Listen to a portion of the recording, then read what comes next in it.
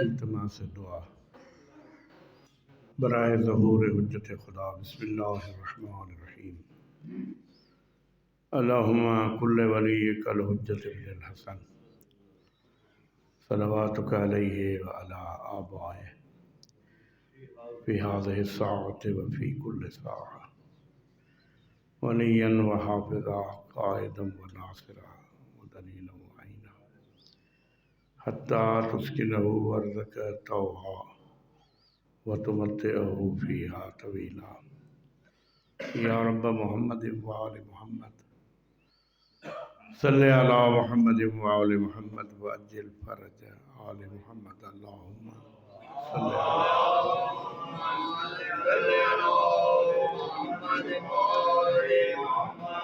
اعوذ باللہ من الشیطان اللعین الرجیم۔ بسم اللہ الرحمن الرحیم۔ قال اللہ تعالی جل جلالہ وعظم والہ فی الفرقان الحمید۔ ان اللہ وملائکتہ یصلون علی النبی یا ایہا الذین آمنوا صلوا علیہ وسلموا تسلیما۔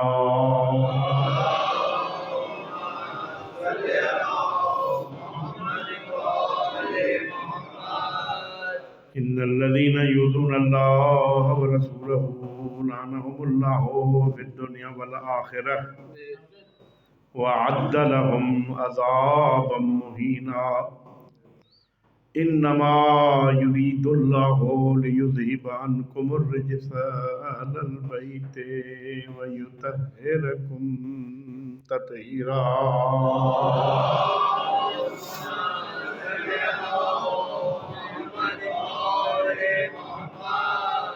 ابتدا میں کنم بسم اللہ بعد اذان لا الہ الا اللہ از مدد محمد ہمی طلبم کرم از علی ولی اللہ۔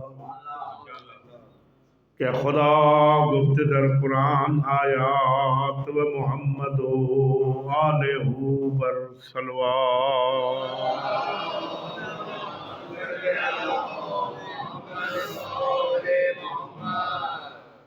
حیدر حسن حسین محشر شفیع ما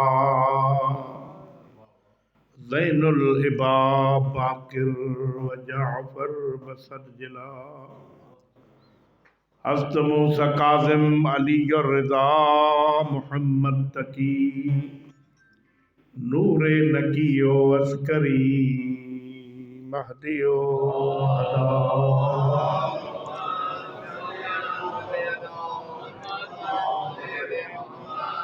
غیور آہ غازی ہی خاندان اطہر احمد علی فاطمہ حسن و حسین انور۔ تو کوثری رحمت خان مصطفیٰ جے درجو ہی در انہی جو حامی جے کو غلام حیدر۔ صلوات بلند آواز۔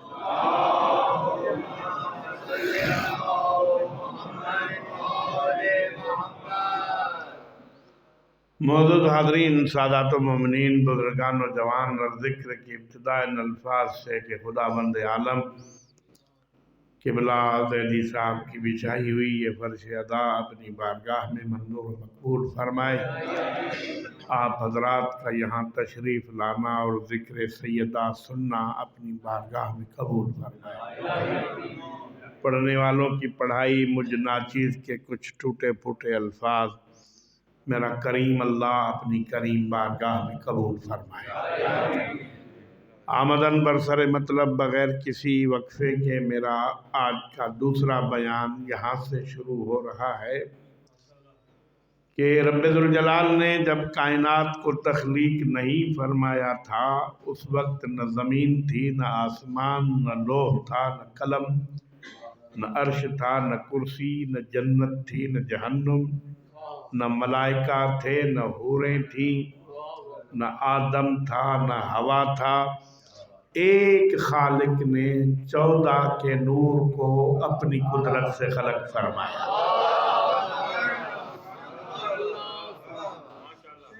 اور ان انوار مقدسہ کو اپنے سامنے رکھ کر اور کہا کہ انت المرید و انت المراد لولاک لما خلقت الافلاک، تو ہی میرا مقصد ہو اور تو ہی میری مرید اور ارادہ ہو، اور تمہیں نہ خلق فرماتا تو کچھ نہ خلق فرماتا۔ خلق اللہ عز و جل، پھر اللہ تبارک و تعالیٰ نے ان انوار مقدسات کے ان نوروں سے کچھ حجابات خلق فرمائے۔ ان حجابات کا تذکرہ بحار الانوار میں ملتا ہے۔ صاحب بحار لکھتے ہیں کہ حجاب ہیبت، حجاب قدرت، حجاب منزلت، حجاب شفاعت، حجاب نبوت، حجاب سیادت، حجاب قیادت، یہ تمام تر حجابات ان کے انوار مقدسات سے خلق فرما کر پھر انوار کو کہا کہ اب ایک ایک نور میں میری تسبیح کرتے جاؤ۔ اور جب رب ذوالجلال کی وہاں مختلف قسم کی تسبیحات ہو رہی تھی تو اسی وجہ سے مالکوں کے انوار سے یہ آواز آ رہی ہے کہ ہم نے خدا کی تسبیح اس وقت کی جب کوئی تسبیح کرنے والا نہیں تھا، ہم نے خدا کا ذکر، خدا کی عبادت اس وقت کی جب خدا کی کوئی عبادت کرنے والا نہیں تھا۔ اسی لیے فرمایا لولا نحن ما عبد اللہ ہو، لولا نحن ما عرف اللہ ہو، اگر ہم نہ ہوتے نہ خدا کی کوئی عبادت کرتا، اور اگر ہم نہ ہوتے تو کوئی خدا کو نہ پہچانتا۔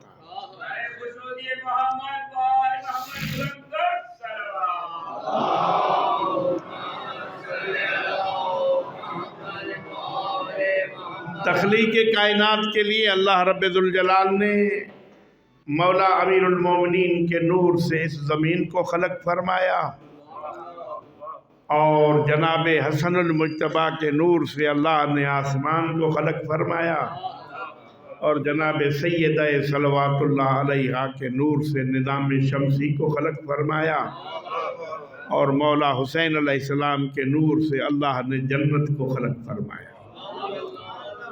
اور اب اللہ کو کائنات بھی بنانی تھی اور یہ دنیا کو دکھانا بھی تھا، یہ پورا سلسلہ پھر پروردگار عالم نے اس مٹی سے پھر اوپر سے آسمان سے میਂہ بھی برسایا، اور میਂہ برسنے کے بعد کچھ مٹی بھی پیدا ہوئی، اور پھر ملائکہ کے ذریعے اس مٹی کو عرش پر بلوا کر اپنے قدرت کے ہاتھوں سے آدم کا بوتا بنوایا، اور پھر ملائکہ کو کہا کہ جب اس میں اپنی روح داخل کروں تو اس کا سجدہ کرنا۔ صاحب بحار نے عجیب حدیث لکھی ہے کہ آدم میں جب روح پروردگار امر الہی سے داخل ہوئی تو وہ پاؤں کے انگوٹھوں سے اندر آئی، پھر پاؤں تک پہنچی وہ روح، پھر پنڈلیوں تک پہنچی، پھر گھٹنوں تک پہنچی، پھر کمر تک پہنچی، پھر سینے تک پہنچی، پھر جب بالوں سے روح اوپر نکلی تو حضرت آدم نے جب عرش پر دیکھا تو 14 کے اسماء مبارکہ عرش پر لکھے ہوئے تھے۔ تو پھر پروردگار سے سوال کیا کہ مالک یہ مجھ سے پہلے یہاں کیسے آ گئے؟ تو اللہ نے کہا تو ہے ہی ان کی وجہ سے، اگر یہ نہ ہوتے تو کچھ بھی نہ ہوتا۔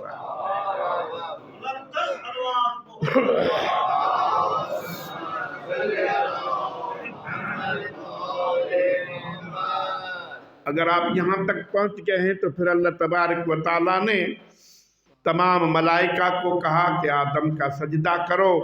ملائکہ نے سجدہ کیا سوائے ابلیس کے، وہ رزلٹ کا آپ کو پتہ ہے، میرا موضوع اس طرف جانے کا نہیں ہے۔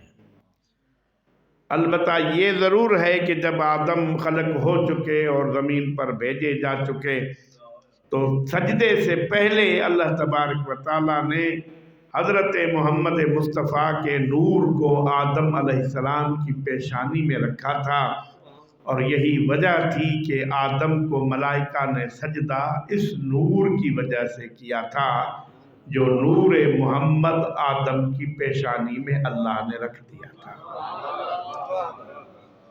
پھر یہ نور ہے جس نے ایک بڑا سفر کیا ہے. پھر حضرت آدم کے بعد اس کے بیٹے حضرت شیش کی پیشانی میں آیا ہے، پھر اس کے بیٹے انوش کی پیشانی میں آیا ہے، پھر میلائل کی پیشانی میں آیا ہے، پھر بیارت کی پیشانی میں آیا ہے، پھر متوشہ کی پیشانی میں آیا ہے، پھر لمک کی پیشانی میں آیا ہے، پھر لمک کے بیٹے نوح نبی کی پیشانی میں آیا ہے. نوح کے 3 بیٹے ہیں، حام، سام، یافد، لیکن یہ نور سام کی پیشانی میں آیا ہے. سام کے بعد ارفشد کی پیشانی میں آیا ہے، ارفشد کے بعد ارغو کی پیشانی میں آیا ہے، ارغو کے بعد شامق کی پیشانی میں آیا ہے، پھر عابر کی پیشانی میں آیا ہے، پھر ناہور کی پیشانی میں آیا ہے، پھر شاروح کی پیشانی میں آیا ہے، پھر ناہور کی پیشانی میں آیا ہے، پھر حضرت تارخ کی پیشانی میں آیا ہے، پھر حضرت ابراہیم کی پیشانی میں آیا ہے. کون ابراہیم؟ جو خلیل خدا ہے. اور یہاں پر میں آپ کو روک کر ایک امر کی طرف اشارہ کرنا چاہتا ہوں کہ حضرت ابراہیم علیہ السلام کی 2 بیویاں ہیں، ایک جناب سارہ اور ایک جناب ہاجرہ. ہاجرہ کے متعلق ملتا ہے کہ وہ حضرت سارہ کی کنیز تھی، لیکن جناب سارہ جو تھی وہ ان کی چچا زاد رشتہ دار میں لگتی تھی، لیکن حضرت سارہ کو اللہ نے نعمت کی اولاد کی نعمت سے محروم رکھا تھا. تو پھر اس کی خواہش تھی کہ میرا شوہر اگر دوسری بیوی شادی کر لے تو اللہ اس کی جوڑی اولاد سے آباد کر لے. پھر یہ اللہ کا اپنا ایک سسٹم ہے، ماحول ہے مالک الملک کا. بسم اللہ. درود پڑھیے گا بابا بلند محمد والے.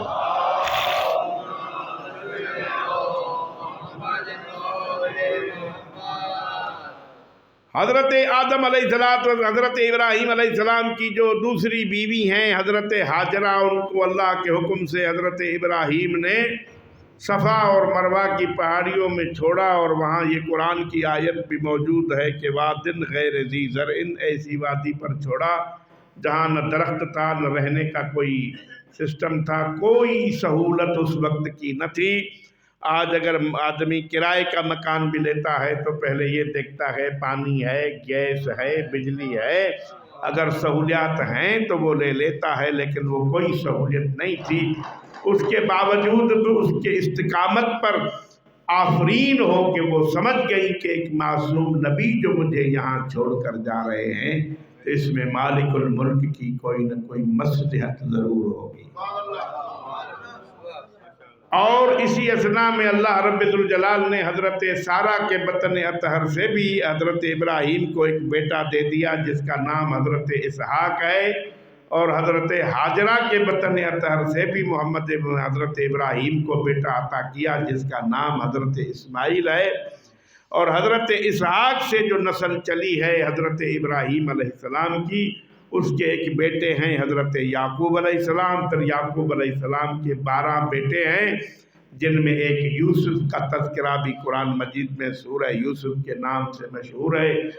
لکھا ہے کہ جب یہ پیدا ہوئے تھے تو حضرت یعقوب نے اس کو بڑا چاہا، بھائیوں نے بھی بڑا چاہا، اور اسی اثناء میں پھر بھائیوں کو یہ شک گزرا کہ ہمارے والد بزرگوار ہمیں عزت نہیں دیتے، لہذا اس کو راستے سے ہٹانا چاہیے.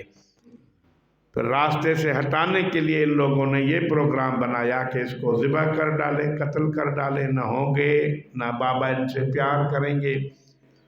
سیر کرانے کے بہانے سے اس کو لے گئے حضرت یوسف علیہ السلام کو، راستے میں جب خنجر نکالے کہ اس کو قتل کر ڈالے تو حضرت اسحاق کے بیٹوں میں سے ایک بیٹا ہے جس کا نام ہے لاوی بن یعقوب.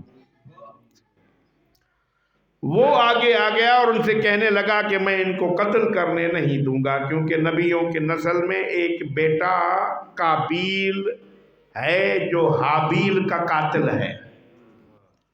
لہذا آدم کی نسل میں ایک بیٹے نے دوسرے بیٹے کو قتل کر دیا، نبی زادہ تھا، زمین پر خون اس کا بہا، اور آج تک یہ خون سے زمین خشک نہیں ہو رہی. اگر یہی دوسرا نبی زادہ قتل ہوا تو پھر انسانیت کے حالات کیا ہوں گے؟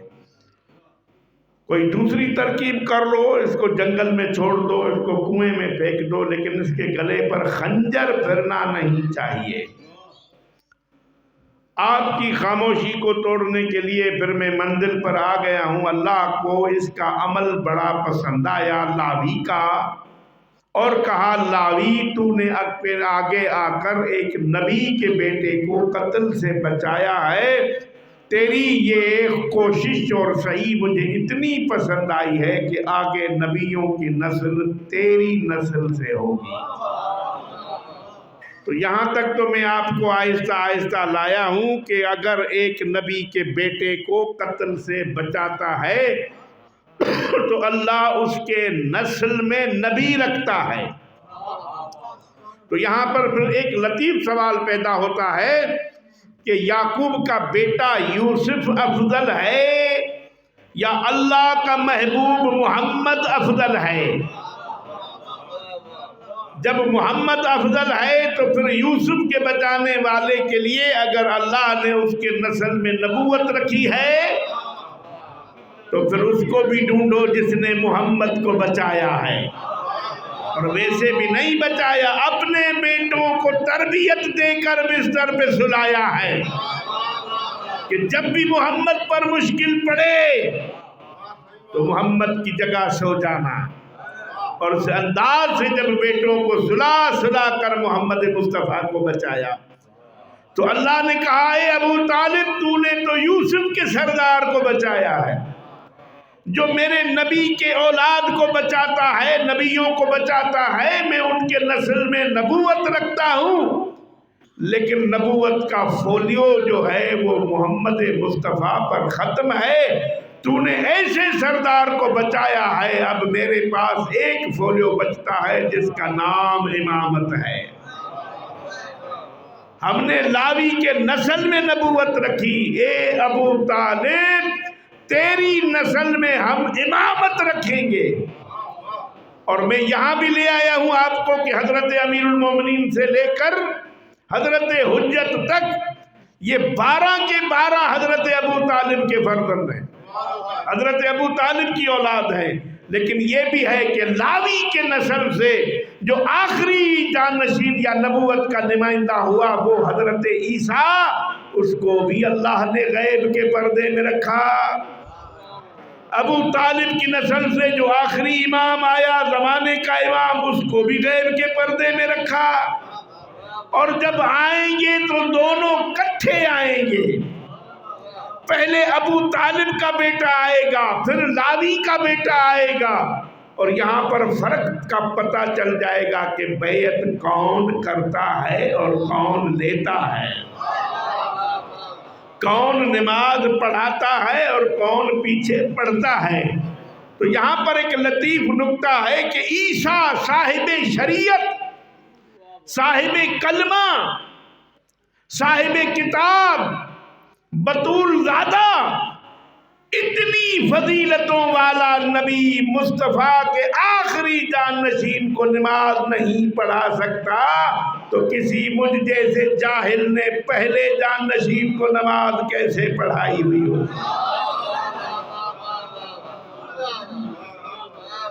اور یہاں تک تو میں لے آیا، پھر آگے ایک منزل ہے اور میں اپنی موضوع کی طرف پلٹ جا رہا ہوں۔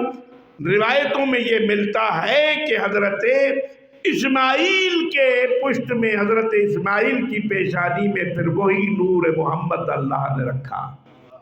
اسماعیل کے بعد اس کے بیٹے ثابت، پھر سلامہ، پھر قیدار، اس کے بعد ان کے بیٹوں میں سے ایک بیٹے ہیں حضرت نزار، ان کے بعد حضرت معد، پھر عدنان۔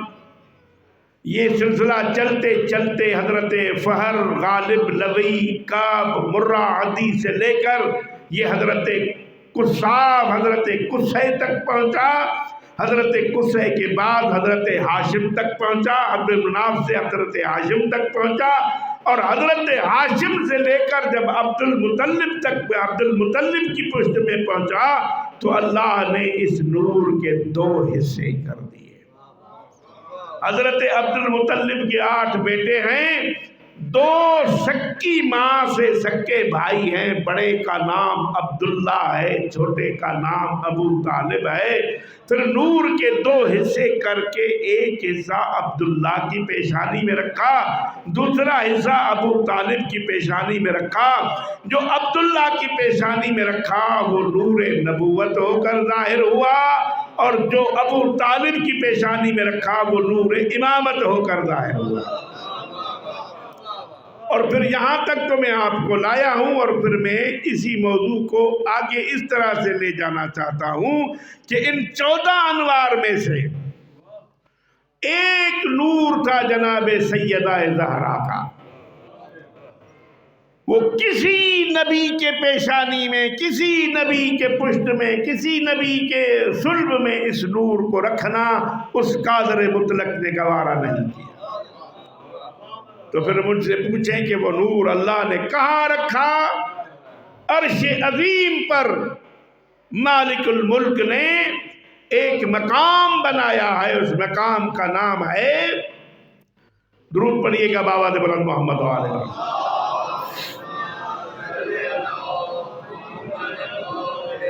اس مقام کا نام ہے اقصیٰ۔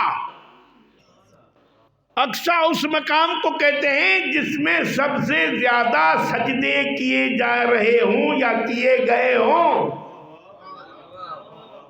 اور وہاں ایک یاقوت و حمر کا قبہ پروردگار نے بنایا، اور اس قبے میں اس نور مقدس کو رکھا کہ میری یہاں بندگی کرو، میری یہاں تسبیح پڑھو، میری یہاں تحلیل کرو، اور وہی ملائکہ اور رب ذوالجلال اس تسبیح کو وہاں سنتے رہے۔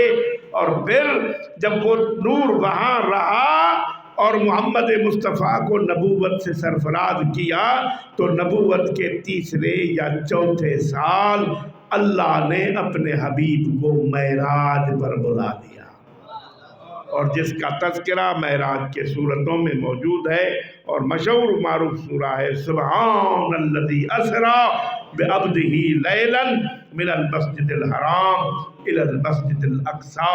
ہم نے اپنے محبوب کو سیر کرائی رات کے وقت مسجد الحرام سے مسجد الاقصی تک۔ اور سیر کا تذکرہ قبلہ کچھ یوں ملتا ہے کہ جبریل نے ایک نوری لباس لا کر اور کوثر کے پانی سے وضو کا آفتابہ لا کر اور حضور کو اٹھایا اور وہ پانی پیش کیا، حضور نے وضو کیا اور وہ نوری لباس زیب تن فرمایا۔ پھر ایک برق نما سواری جو اللہ نے قدرت کاملہ سے بنائی تھی جسے براق کہتے ہیں، اور یہی سائنسدان کہتے ہیں کہ یہ برقن سے نکلا ہے براق، اور ان برقن سے یہ بجلی نکلی ہے، اور بجلی کی جتنی رفتار ہے یہ 500 نوری سال، یہ نوری سال یعنی 500 برس بجلی کی رفتار کی طرح اگر پہلی زمین سے آسمان تک سفر کیا جائے تو یہ پہلے آسمان تک پہنچا جا سکتا ہے، پھر پہلے سے دوسرا، دوسرے سے تیسرا، پھر تیسرے سے چوتھا۔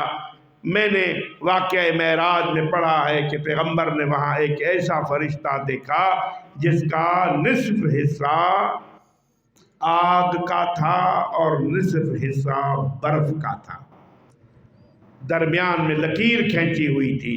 اب آپ کیا سمجھتے ہیں کہ اگر برف سے پانی پگھلے گا تو آگ کا کیا حشر ہوگا؟ اگر آگ ہوگی تو پھر برف کا کیا حال ہوگا؟ لیکن قدرت نے محمد مصطفیٰ کو وہ نظام دکھایا کہ نہ آگ برف کو پگھلا رہی ہے، نہ برف آگ کو بجھا رہی ہے۔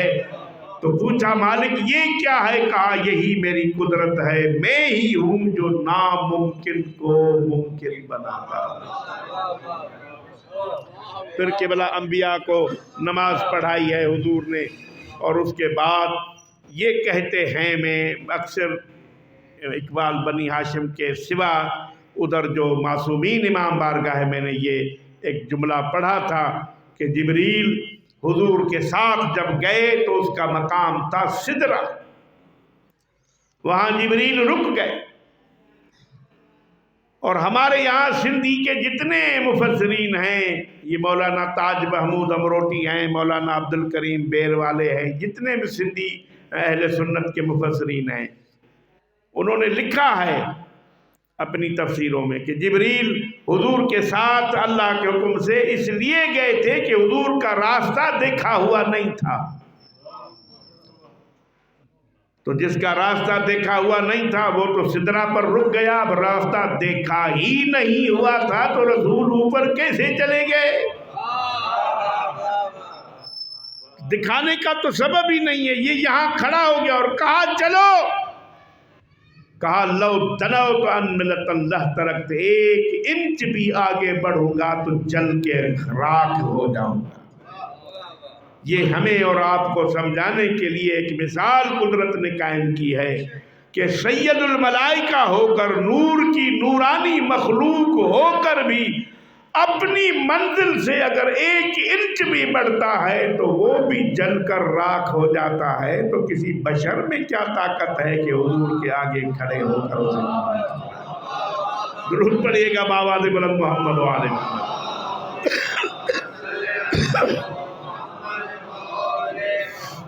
یہاں پر دو چار یہاں پر ایک دو لطیف نکتے ہیں کہ قبلہ اظہر حسین زیدی کے، جب تک میں نہیں پڑھوں گا تو میرا کھانا بھی ہضم نہیں ہوگا۔ وہ پڑھا کرتے تھے زیدی صاحب، جو لوگ کہتے ہیں کہ جبریل حضور کے ساتھ اس لیے گئے تھے کہ رسول کو راستہ دکھانے گئے تھے، وہ تو راستے میں رک گئے۔ پھر کہتے ہیں کہ نہیں، معراج پر حضور جو گئے ہیں وہ اللہ کے گھر گئے ہیں۔ زیدی صاحب قبلہ فرمایا کرتے تھے، میں کہتا ہوں کہ معراج کی شب اللہ کے رسول اللہ کے گھر نہیں اپنے گھر گئے ہیں۔ لطیف سا نکتہ ہے، اگر آپ نے غور کیا بھی، سنا بھی ہوا ہوگا، میں نے ہی پڑھا ہوگا۔ زیدی صاحب کے نکات کسی کے پاس ہیں نہیں۔ وہ فرمایا کرتے تھے اللہ کے گھر نہیں اپنے گھر گئے تھے، تو ان کی دلیل بڑی مضبوط ہوتی تھی۔ تو لوگوں نے پوچھا قبلہ وہ کیسے؟ فرمایا دیکھو زمین پر اللہ کا گھر نہیں تھا؟ تو سب نے کہا تھا۔ کیا زمین پر رسول کا اپنا گھر نہیں تھا؟ سب نے کہا تھا۔ پھر مجھے یہ بتاؤ، رسول اپنے گھر جب بھی گئے جوتیاں پہن کر گئے یا اتار کر گئے؟ تو سب نے کہا اپنے گھر تو جوتیاں پہن کر جاتے تھے۔ پھر یہ بتاؤ کہ اللہ کے گھر میں جاتے تھے تو اتار کر جاتے تھے یا پہن کر جاتے تھے؟ تو کہا اللہ کے گھر میں اتار کر جاتے تھے۔ پھر زیدی صاحب فرمایا کرتے تھے کہ یہی دلیل ہے کہ جب جوتیوں سمیت گئے ہیں تو سمجھو اللہ کے گھر نہیں اپنے گھر گئے ہیں۔ اور یہاں پر ایک دو اور بھی بہت بڑی لطیف دلیلیں ہیں۔ حدیث ہے بہار الانوار کی کہ رسول نے چاہا کہ میں جوتیاں اتاروں، کیونکہ طور پا موسیٰ سے اتاروائی گئی تھی،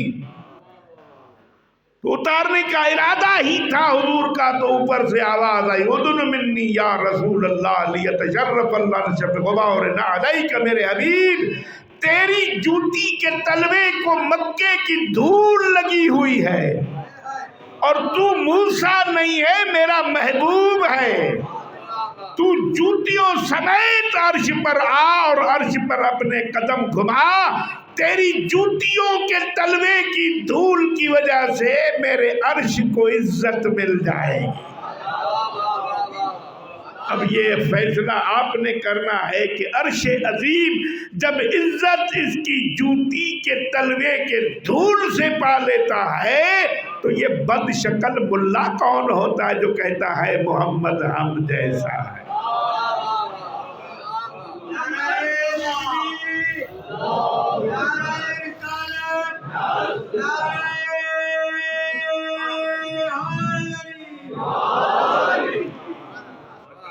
نہیں، ابھی میں لطیف نکتے کی طرف آ رہا ہوں۔ جوتیوں سمیت گئے،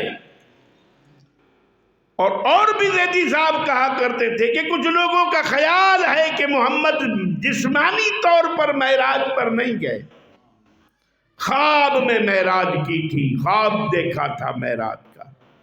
تو ان کو قبلہ دلیل دیا کرتے تھے، عقل کے ناخن لو، یہ جوتیاں، روح کبھی جوتیاں نہیں پہنتی، جوتیاں بدن پہنتا ہے، پاؤں پہنتے ہیں۔ اور یہاں پر ایک لطیف نکتہ طالب جوہری صاحب کا بھی ہے، وہ فرمایا کرتے تھے کہ جوتیاں نیچے ہیں، رسول کے پاؤں اوپر ہیں، پھر رسول کے پاؤں کے اوپر رسول کی پنڈلیاں ہیں، پھر ان سے اوپر رسول کی کمر ہے، پھر اس رسول کی کمر سے اوپر رسول کا صدر ہے، اور رسول کے صدر سے اوپر رسول کے شانے ہیں، اور اس علی کا کیا مقابلہ جس نے وہاں قدم رکھے جہاں رسول کے شانے تھے۔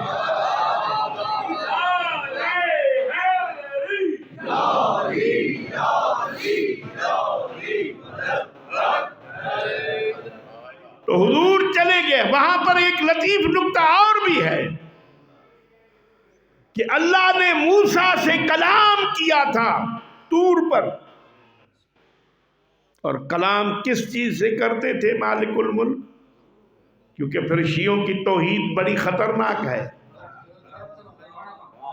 شیعوں کی توحید خطرناک ایسی ہے کہ شیعوں کے یہاں اللہ ایسا ہے جس میں نہ کوئی شے داخل ہوتی ہے نہ خارج ہوتی ہے۔ یہ داخل ہونا خارج ہونا یہ کیفیت ہے، اور اللہ وہ ہے جو کیفیتوں سے پاک ہے، وہ کیفیتوں کا خالق ہے۔ ہاں، توحید کو کہاں سمجھا ہے لوگوں نے؟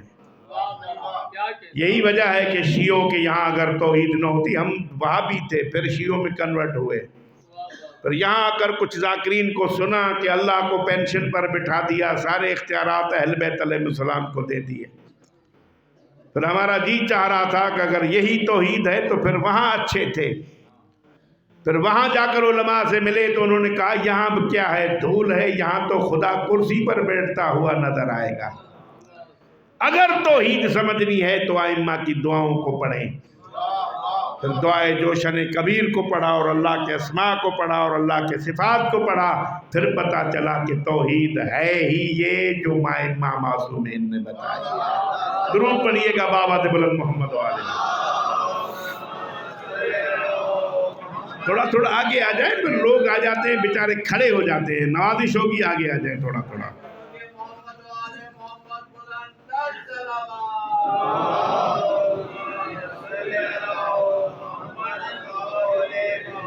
حضرت موسیٰ سے طور پر باتیں کرتے تھے اللہ، پھر اس بات پر بات کھلی کہ اللہ سے نہ کوئی چیز خارج ہوتی ہے نہ داخل ہوتی ہے، پھر باتیں کیسی؟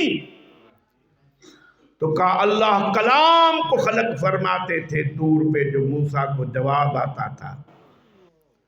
تو کس سے کلام خلق کرتے تھے؟ کہا وہاں درخت ہوتے تھے، درختوں سے کلام آتا تھا۔ یہاں پر تو میں آپ کو بھول بھٹک کر لایا ہوں، اور پھر یہاں سمجھانے کے لیے ایک اور بھی بات کرنی ہے کہ حضرت موسیٰ کو بلا کر مالک الملک نے قدرت کاملہ سے یہ سوچا کہ اس کی رغبت، اس کا انس کس چیز سے ہے۔ تو دیکھا کہ موسیٰ سارا دن جب اپنی بکریوں کو چراتا ہے تو یہ درختوں سے پتے اتارتا ہے، اور درختوں سے رغبت رکھتا ہے، اور درختوں سے انس رکھتا ہے۔ تو اللہ نے اس انس کو دیکھ کر درختوں سے کلام کیا، جو موسیٰ نے سمجھا یہ اللہ کا کلام ہے۔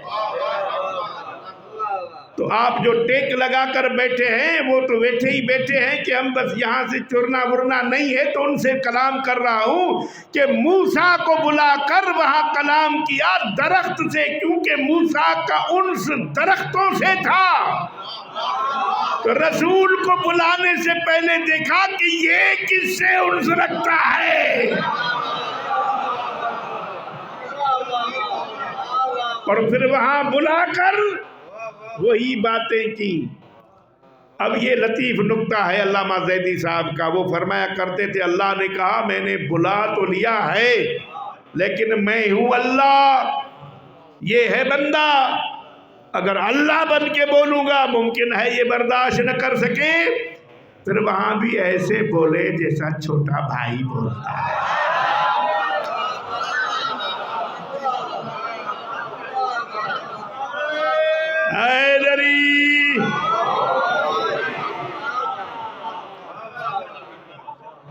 چلے گئے حضور ان تمام راستوں کو نور کو چھوڑ کر، پھر انوار ہیں، پھر حجابات ہیں، پھر عالمین ہیں، 18,000 عالم، عالم لاہوت، عالم ناسوت، عالم ماہوت، ان عالموں کو چھوڑ کر جب رسول عربی ایک منزل پر پہنچے ہیں تو ایک سبز رنگ کا قبہ دیکھا جو یاقوت و احمر کا تھا، اور اس میں ایک نور سے تسبیح پروردگار کی آواز آ رہی تھی۔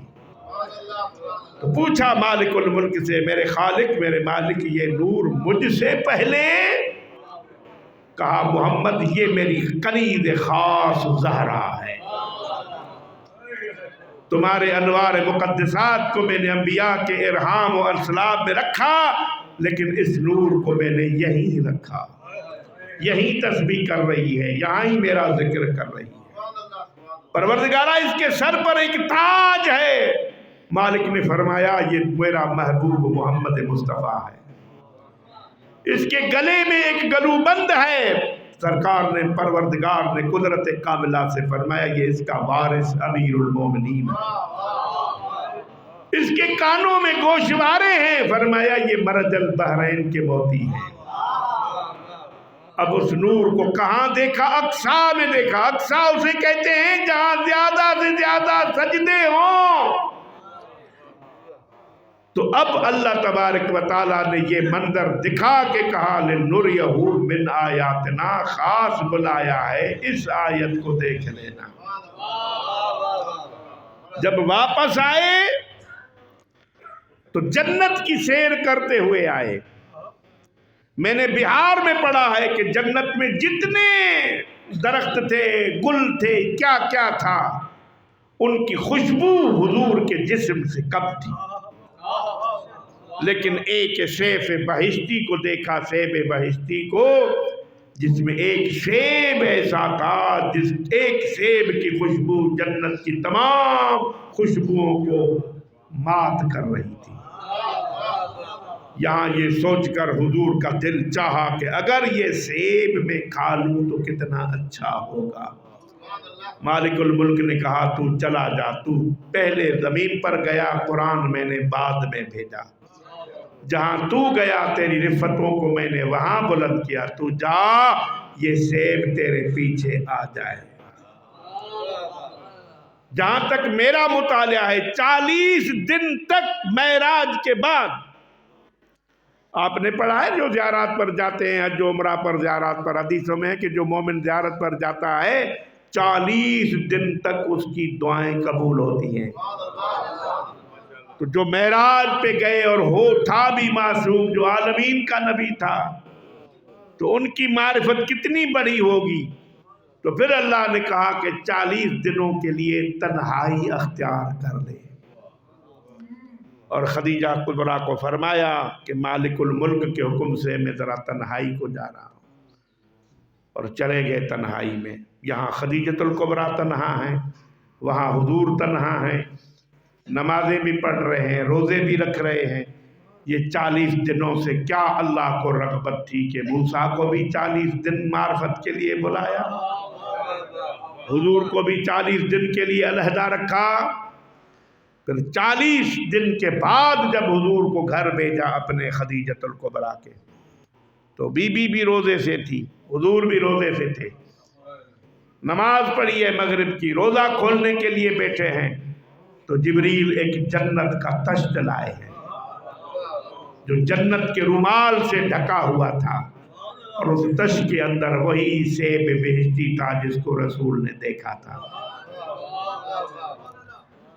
اور جب کھولا تو دیکھا وہی ہے۔ اب حضور نے چاہا کہ تناول فرماؤں، پھر جنت سے ایک نوکدار یاقوت جبریل لایا ہے، دنیا کے کانٹے چھری سے اس سیب کو کسی نے کاٹا نہیں ہے۔ جنت سے یاقوت آیا ہے جس کے ہاتھ سے پیغمبر اسلام نے اس سیب بہشتی کو کاٹا ہے اور اس کو تناول فرمایا ہے۔ اسی سیب بہشتی میں جناب سیدہ کا نور رکھا ہوا۔ نبوت کے 5ویں سال کوثر کی تفسیر جناب سیدہ صلوات اللہ علیہا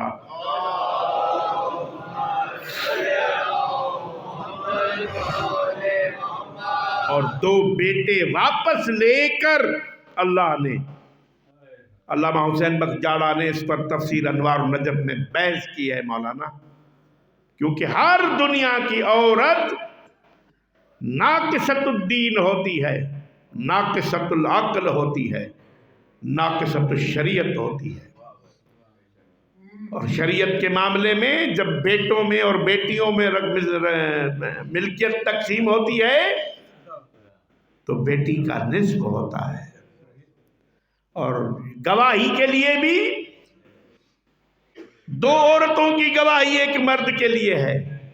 یہی وجہ تھی کہ جناب سیدہ کو بھائی دے کر بھی اللہ نے واپس لے لیے کہ کسی معاملے میں بھی زہرا میں نقص ہونا نہیں تھا۔ یہی وجہ تھی کہ جب دربار میں آئی اور جناب زہرا نے حق مانگا، کل میں نے بیان کیا، کل کا بیان آپ کے اذہان عالیہ میں محفوظ ہوگا، تو جناب زہرا نے پہلے اپنا ہبہ کا دعویٰ کیا ہے کہ یہ گفٹ ڈیڈ ہے، میرے بابا مجھے دے کر گئے تھے۔ تو میں آپ سے ایک سوال کرتا ہوں، میں مولوی ہوں اور اپنے بیٹوں کو گھر میں دین نہ سمجھاؤں اور یہاں ممبر پر بیٹھ کر آپ کو دین سمجھاؤں، تو آپ تو یہ کہہ سکتے ہیں پہلے گھر کو تو دیندار بنا۔ قرآن نے بھی کہا ہے قُوْ أَنفُسَكُمْ وَأَهْلِيكُمْ نَارًا، خود بھی اپنے عیال کو جہنم سے بچاؤ۔ تو کیا یہ تقسیم اور میراث اور وراثت کے مسئلے حضور نے زہرا کو نہیں سمجھائے ہوں گے؟ بی بی نے جب دعویٰ کیا تو اس نے کہا کہ میں نے تیرے بابا سے سنا تھا کہ ہمارا کوئی وارث نہیں ہوتا۔ تو بی بی نے قرآن کی آیت پڑھی ہے وَوَرِثَ سُلَيْمَانَ داؤد، کیا نبیوں کے وارث نہیں ہیں؟ تو داؤد کس کے وارث بنے ہیں؟ حضرت زکریا کی دعا ہے کہ پروردگار ہمیں ایسی اولاد عطا فرما جو میری اور آل یعقوب کی وارث بنے۔ جب نبیوں کا ورثہ نہیں ہوتا ہے تو نبیوں نے ورثے کی دعا کیوں مانگی ہے؟ یہاں قرآن کی آیتیں ہیں، جواب میں وہاں حدیثیں ہیں۔ تو پھر بی بی نے مجبوراً یہ بھی کہا یبن ابی قحافہ، یہ کہاں کا انصاف ہے کہ تیرے باپ قحافہ کی ملکیت تقسیم ہوتی ہے تو تو حصہ لیتا ہے، میں اپنے باپ کی ملکیت کی حصے دار نہیں ہوں۔ اور وہاں پر جو بی بی نے ایک جملہ کہا اعلموا انی فاطمہ، مجھے پہچانو میں فاطمہ ہوں، اور امت کو ڈوب کے مرنا چاہیے تھا جب بی بی نے کہا واللہ میں جھوٹ نہیں بولتی۔ کہاں لے آیا ہوں میں آپ کو، کس منزل پر؟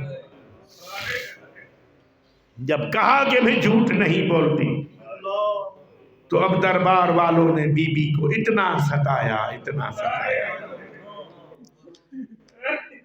تو جناب امیر کو کہا کہ بطول کو کہو یا رات کو روئے یا دن کو۔ پھر باہر ایک مولا نے جنت البقیع کے ساتھ گھر بنایا جسے بیت الحزن کہتے ہیں، اس کو بھی کلمہ پڑھنے والوں نے گرا دیا۔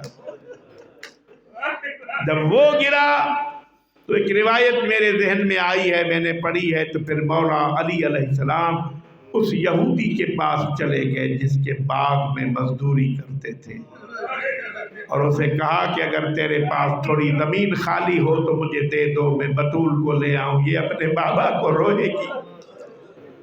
میں جملہ کہتا ہوں، آپ کی دل پر دیکھتا ہوں کیسے اترتا ہے۔ وہ کلمہ پڑھنے والے تھے، یہ یہودی تھا۔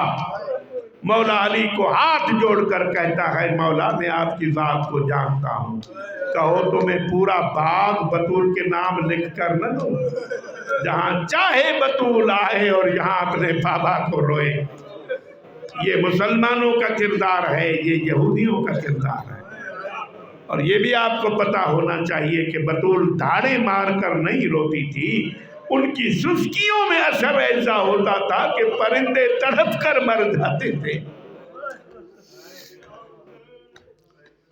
اور پھر وہ منزل بھی آ گئی کہ یہ بطول کے دروازے پر آگ لے کر آ گئے۔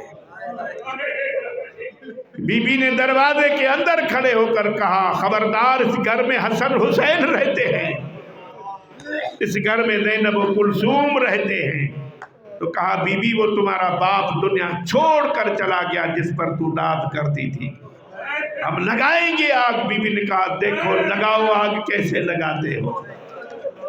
और ऐसी आग लगी है, मैं क्या बताऊं कि मुसलमान कलमा पढ़ने वाले, दरमियान में पत्थरों की दीवार थी और एक ऐसे जालिम ने, मेरा भाई कसीदा पढ़ रहा था, मैं वहां कुर्सी पर रो रहा था कि कैसा वक्त आ गया है कि हम बतूल के कातिल का नाम भी नहीं ले सकते।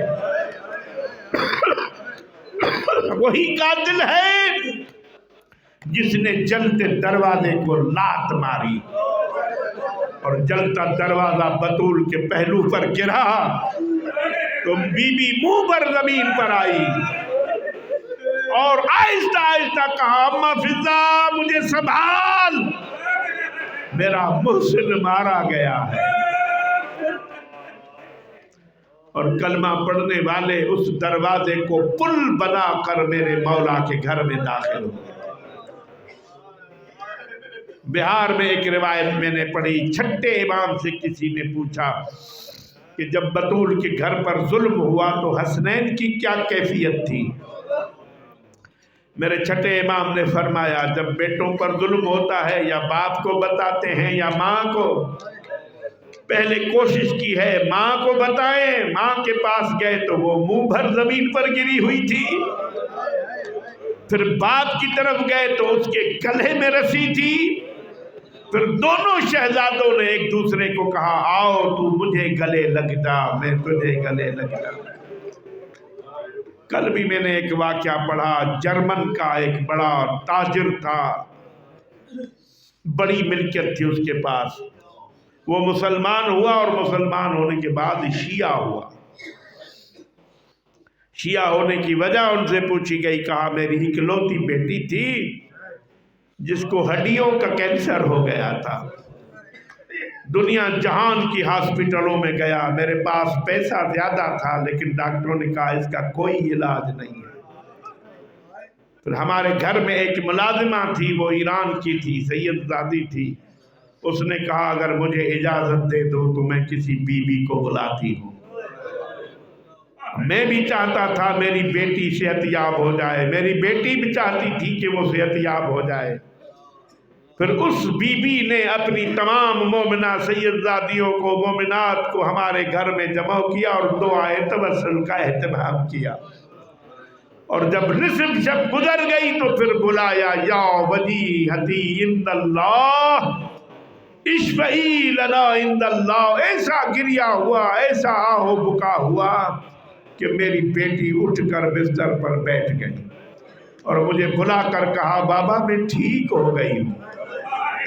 मैंने कहा बेटा कैसे ठीक हो गई है? कहा अभी एक सियापोश बीबी आई थी जिसने मुझे सहारा देकर उठाकर कहा मेरी तो पसलियां टूटी हुई हैं, तुम्हें अल्लाह से शिफा दिलवा दी है। मैंने पूछा बीबी तारुफ करा कौन है? कहा मैं मोहम्मद की बेटी फातिमा हूँ जिसे तुमने बुलाया है, मैं तुझे शिफा देने आई हूँ। और फिर वो जर्मन मुसलमान हुआ, मुसलमानों से शिया हुआ।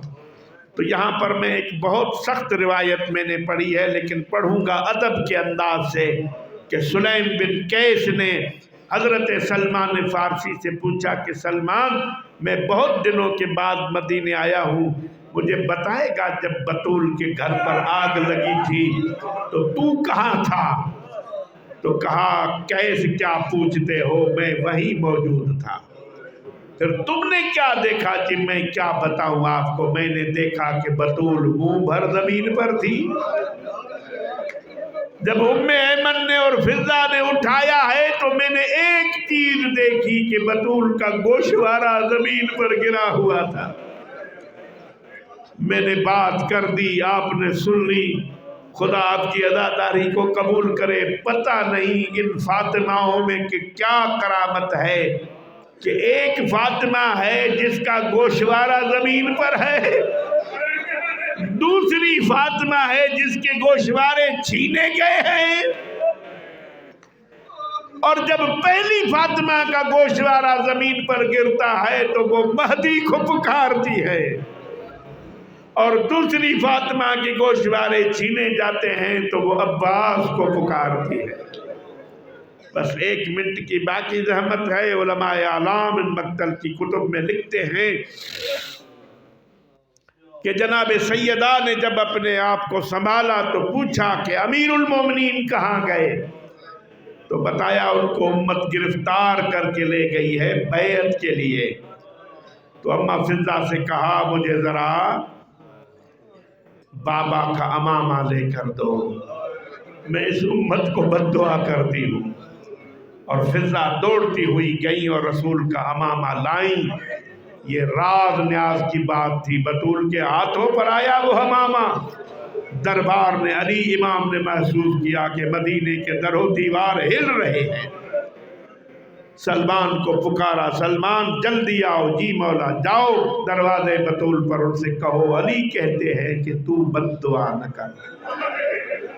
अगर पूछे भी क्यों तो कहना तू आम बीबी नहीं, तू रहमत लिल आलमीन की बेटी है, तू बद्दुआ न कर। और बतूल को बद्दुआ से भी मेरे मौला ने रोका। अब ये अल्फाज हैं तबरी के और याकूबी के कि जनाब सैयदा अमीरुल मोमिनीन को पुलिस से आज़ाद करवाने के लिए जब दरबार में गई हैं तो मौला के कबा के ऊपर एक कमरबंद बांधा हुआ था, और जनाब ज़हरा ने उस कमरबंद पर हाथ डाला और ये अल्फाज कहे हैं, खल्लू अबल हसन, छोड़ो अली को। हुक्मरान छोड़ नहीं रहे हैं, बतूल छुड़वा रही हैं। मेरे सादिक इमाम कुनफुद मलऊन पर नाम लेकर लानत करते थे। तो पूछा गया मौला आप इस पर लानत करते हैं नाम लेकर? मौला ने कहा यही वो जालिम है जिसने मेरी दादी के हाथों पर ताज़ियाने मारे थे। इंतहाई इशारे से लफ्ज पढ़ता हूँ कि मेरी दादी के हाथों पर ताज़ियाना मारे थे, और ये ताज़ियाने उस हाथों पर मारे थे जिनको रसूल बोसा देते थे। यही वजह थी कि बीबी की अंगुलियां इतनी कमजोर हो गई थी कि दाएं हाथ से तस्बीह नहीं पढ़ सकती। तस्बीह में कितना वजन होता है आप इस बात से बखूबी वाकिफ हैं, समझ सकते हैं। 18 बरस की उम्र में बीबी ने दुनिया की सख्तियों को देख कर अल्लाह से दुआ मांगी है, मेरे अल्लाह मुझे वापस बुला। जब बीबी की शहादत का वक्त करीब आया और बीबी ने अमीरुल मोमिनीन से वसीयतें की हैं, तो उसमें एक वसीयत ये भी मिलती है कि अम्मा फिजा से कहा कि जरा इस कोने में एक पेटी पड़ी है, संदूक पड़ी है, उसको जरा मेरे सामने लाओ। फिजा जब वो संदूक लाई तो उसमें कुछ काफूर रखा हुआ था।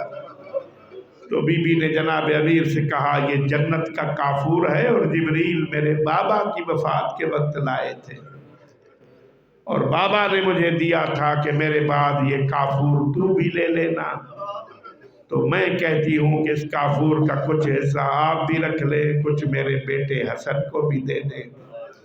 तो सामने खड़े थे करबला के गरीब, तो उसने रो कर कहा अम्मा क्या मेरे लिए काफूर भी नहीं है? तो बेटे को बुलाकर गले लगाकर कहा बेटा काफूर का हुनूर उन्हें दिया जाता है जिनका गुस्ल कफन हो। मुझे जिब्रील ने बताया है तू करबला में बेगोरो कफन मारा जाएगा, न तेरा गुस्ल होगा न तेरा कफन होगा। अमीरुल मोमिनीन से वसीयतें हो रही हैं, और वसीयतों के बाद जब बीबी ने दुनिया छोड़ी है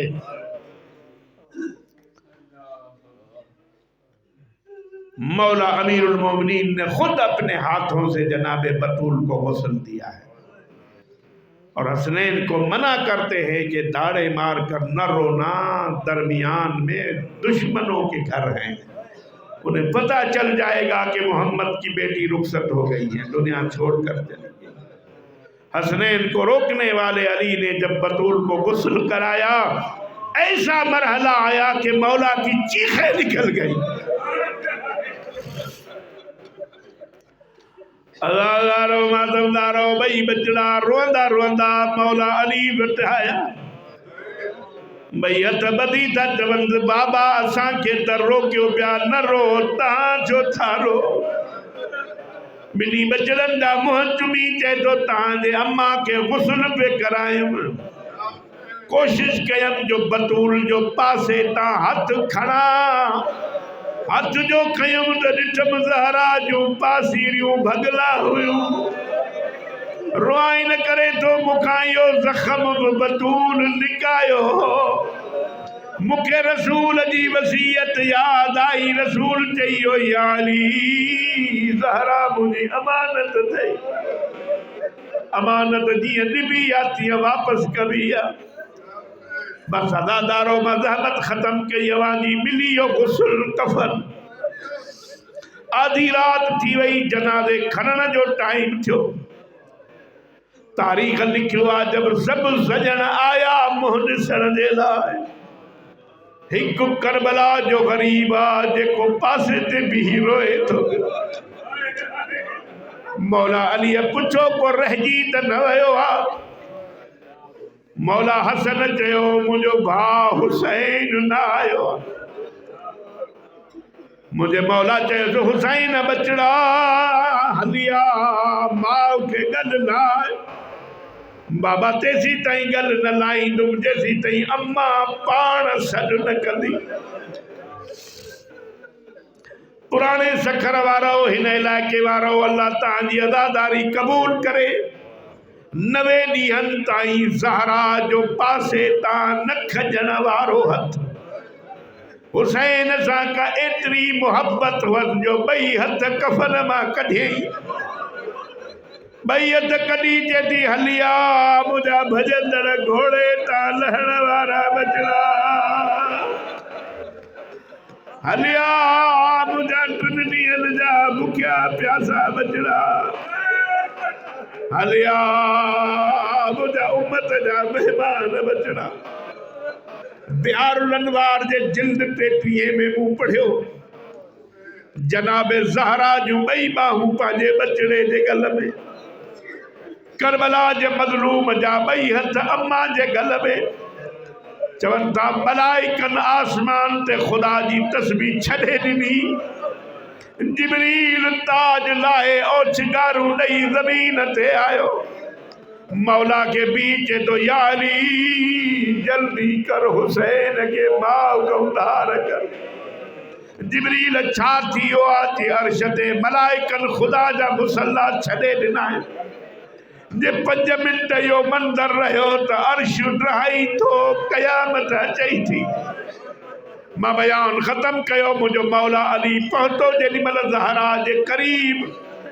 کوشش کہیں تو حسین کے ماں جے لاش تو دھار کیا، مولا علی تو چے ماں بطول جو آواز بدھو، حسین بچڑا اج ماں سجو تھی ماں، موسیٰ وائدو کر کربلا میں تو سج جا، مظلوم جو آواز اماں وائدو تو ہی کجائی تا سجو کربلا میں نون جائن تا سجی دو ماں، ہر جائی تا چلو ماں اماں ماہی تیلت آیا،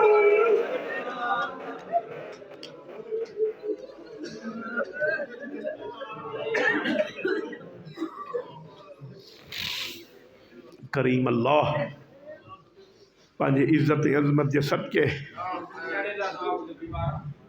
اساں جی عظیم عبادت پانجی بارگاہ میں قبول فرما، ساداتن جو وچھائل فرش عزا و ننگر نیاز قبول فرما، کریم اللہ ان مجلس میں جے کہ مومنین حاضر تھیان جو شرعی حاجتوں پوری فرما، ان مومن جی نیانی بیمار ان کے قابلہ شفا تھا، کریم اللہ جے کہ بے اولاد ان کے اولاد عطا فرما، جے کہ بے روزگار ان کے روزگار عطا فرما، جے کہ حج و زواری جی تمنا رکھن تا ان کی پوری فرما، اساں